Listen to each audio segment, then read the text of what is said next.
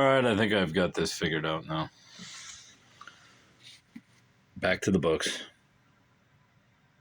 I wonder. I don't even know why I'm including this one. To Arthur and Marion Spingarn. Oh, these are poems by Langston Hughes. All right. Poems and obviously an introduction or something. Writing for a living. Carmel by the Sea, which I was going to mention because Hughes was a friend of Robinson Jeffers, especially Una Jeffers, who I will be featuring not too long from now, since I have a whole shelf of Robinson Jeffers. Well, 2 shelves.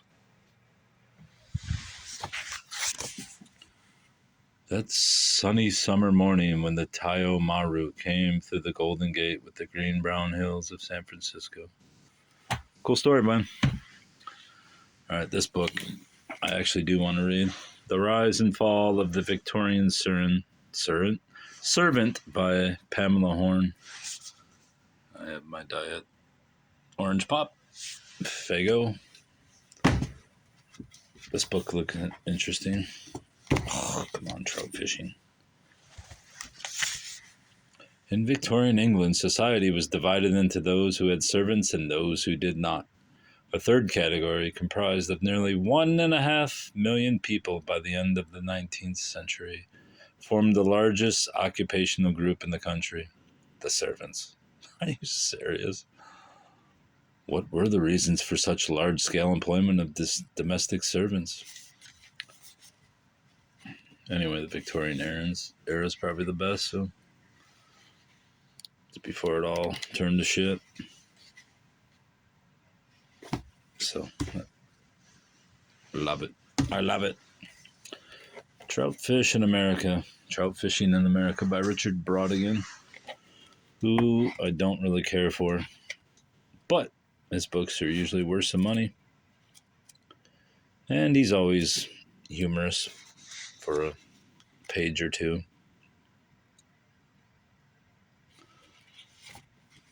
What's this CC Rider? Is that supposed to be like making fun of the CC Rider, the song?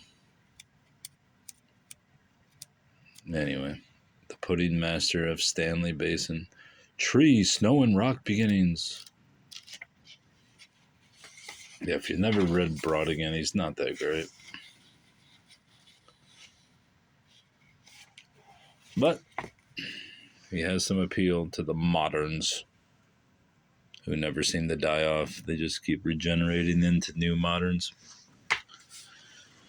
Book collecting and scholarship. That's what I do. Not so much the scholarship, because I reject most of this scholarship. A word from the publisher. On October 30th, 1953, it was the privilege of the University of Minnesota to dedicate the James Ford Bell Room as a part of the University of Minnesota Library. There's room in James Ford Bell collection of rare books. I don't care.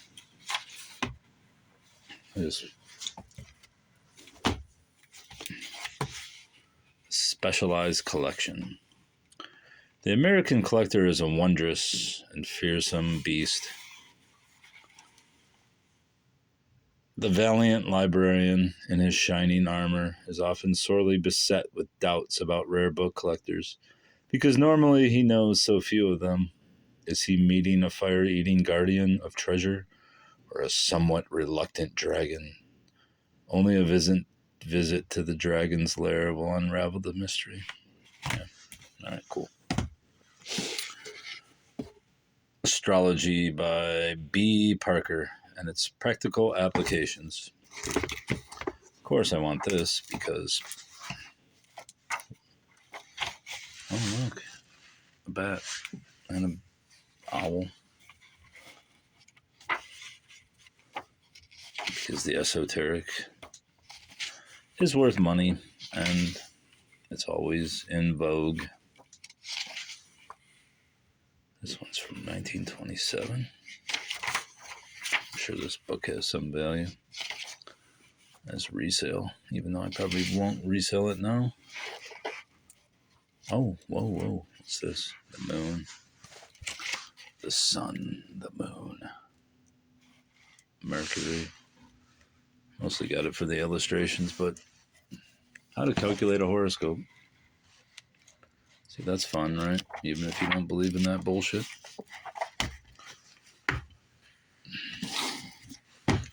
This book I got mostly because of the cover art, which looks like Sigmund Freud in a mask, but I don't know if it is. Metropolitan Hospital.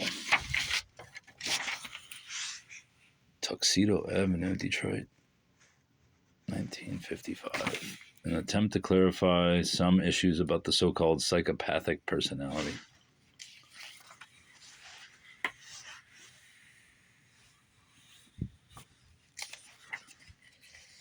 Oh no, don't turn sideways, you son of a bitch. Anyway, that's why I got that book. What's this one? Two Renaissance book hunters. The letters of Paggius Bracciolini to Nicolaus di Nicolaus, 1974. I assume it's about two collectors and their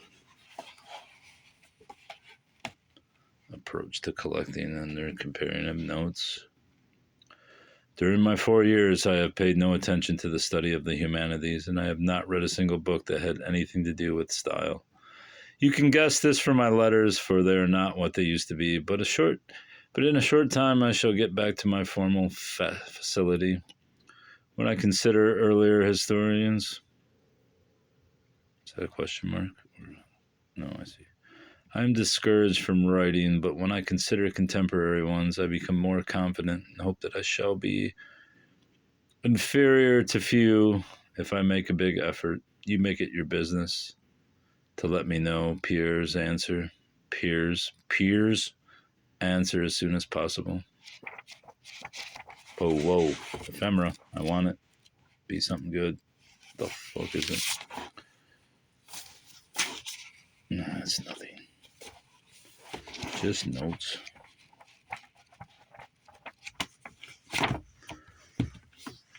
Exciting stuff.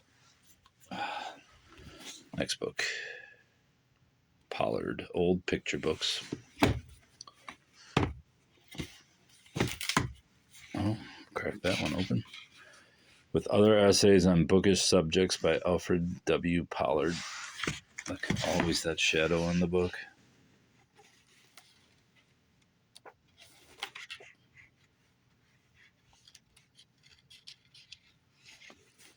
Why can't I do this? What year? 1970. See some of these old picture books. No.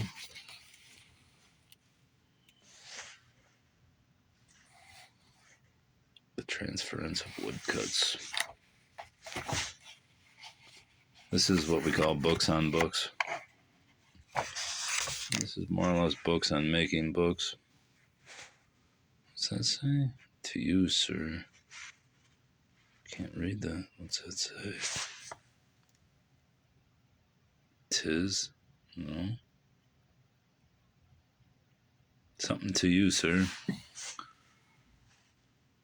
Greens to quoke. Quoke? To quoke to you, sir. I don't know what the fuck that means.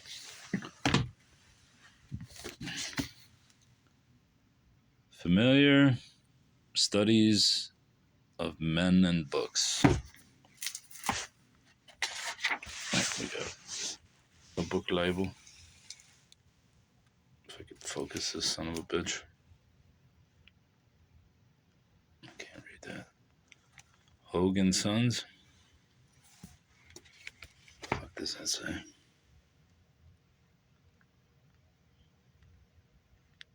It won't focus, you son of a bitch. Focus. Whatever, I don't give a shit what it says.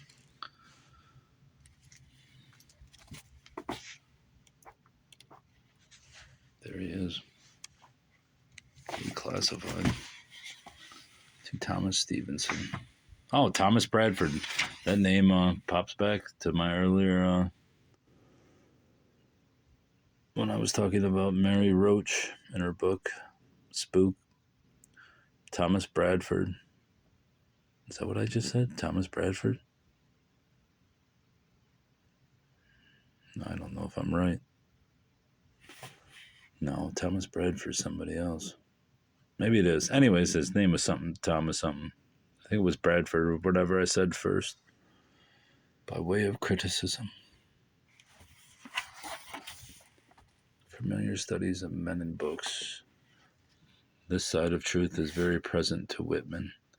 It is this that he means when he tells us that to glance with an eye confounds the learning of all times. But he is not unready. He is never wary of scanting on the undebatable conviction that is forced upon our minds, by the presence of other men, of animals, or of inanimate things. To glance with an eye, were it only at a chair or a park railing, is by far a more persuasive process and brings us to a far more exact conclusion than to read the works of all the logicians extant, than to read the works of all... Oh, I just said that. I'm done. Jason the Sun. Dictionary makers, see, if this is not proof that books do not humanize people. Is that the right word? Civilize people. The more books I have, the more enraged I am. Dictionary makers and the dictionaries they made. I mean, only stands to reason I would buy this book. When James Murray, the editor of the Oxford English Dictionary, went to visit one of his most indefatigable contributors at what Murray assumed to be a country house address, he discovered that the elusive man was in fact an inmate of the Broadmoor Asylum. Well, that's interesting. Throughout time, word collectors have proven an unusual breed, and their stories fill Chasing the Sun, Jonathan Green's scholarly and immensely readable history of lexicography. Contrary to Samuel Johnson's famous description of the lexicographer, I can't even fucking say it, lexicographer as no more than a harmless drudge, Green celebrates the drudge triumphant as interpreter and arbiter of language itself. The dictionary maker here proves to be closer to deity than to drudge. We've reached the last book of this stack. Carousel for Bibliophiles, a treasury of talks, tales, narratives, epigrams, and sundry curious studies relating to a noble theme. It's a compilation book.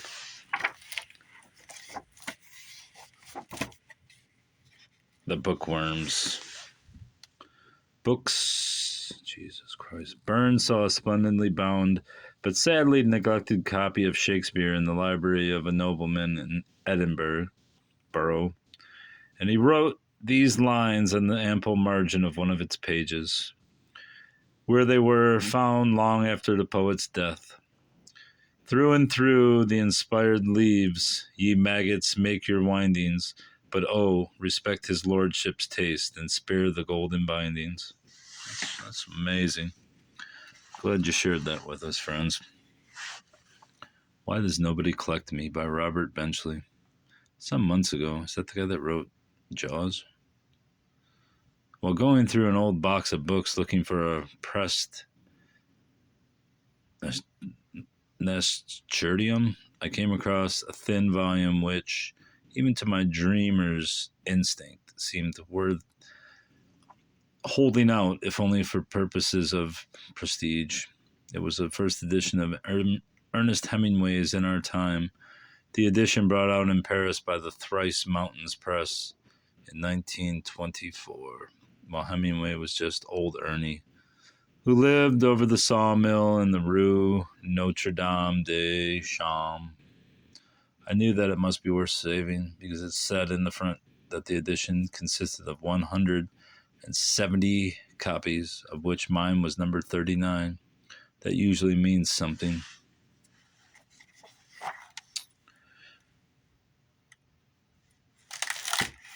Notes. Biblio. All right, well, that's going to be all.